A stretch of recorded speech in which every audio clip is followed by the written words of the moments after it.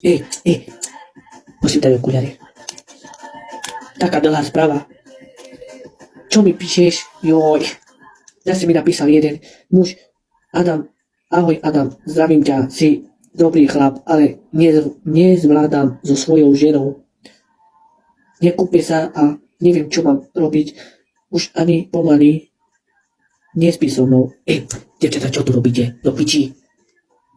Adam, prosím, nerob to livé pre moju ženu, lebo ona už, aj keď so mnou spí, tak ťa počúva do uší.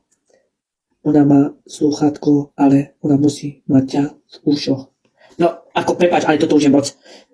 Prečo dávate do uši slúchatka vy kundy? Vydaj, prepáče. Sa nehambíte? Také veci robiť? Dievčatá, treba sa umývať. Normálne si namočiť do hlavy, ísť normálne do kúpeľne a umyť sa. To naozaj tak sedíte celý deň?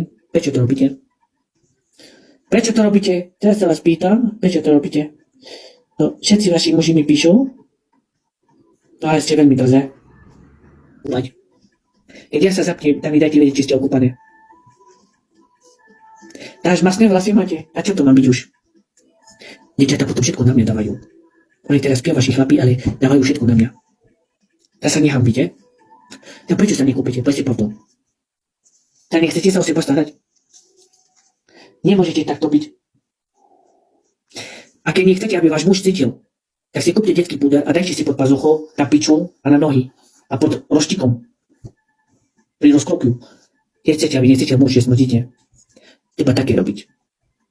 A nemôžete také veci robiť, že sa nekúpete. Čo vám už šíbe? Alebo čo dete? Treba si dávate púder. Kúpte si detský púder a to nesmrdí. Dajte si na nohy, pod pazuchou, medzi cickami, aby vás to nevypelo. A bude dobre.